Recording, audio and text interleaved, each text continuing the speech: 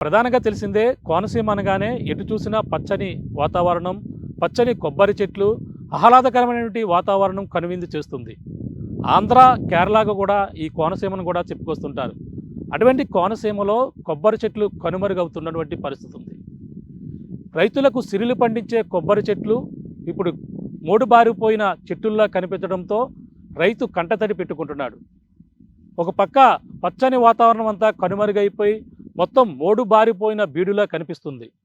మలికీపురం మండలంలో ఉన్నటువంటి ఈ యొక్క ప్రధానమైనటువంటి కొన్ని గ్రామాలు, దాదాపుగా 12 గ్రామాలు ఈ యొక్క ఎఫెక్ట్తో కొబ్బరి చెట్లు వేలాది ఎకరాలలో లక్షలాది కొబ్బరి చెట్లు నేల కొరిగి అలాగే మోడు బారిపోయి పంట పండక అలాగే రైతుకి ఆదాయం లేక దీనితో ఉపాధి పొందినటువంటి ప్రతి ఒక్కరు కూడా జీవనోపాధి కోల్పోయి ఇప్పుడు ఎటువంటి ఉపాధి లేక వాళ్ళంతా కూడా ఆదుకునే వారి కోసం ఎదురు చూస్తున్నటువంటి పరిస్థితి ప్రధానంగా కనపడుతుందని చెప్పాలి.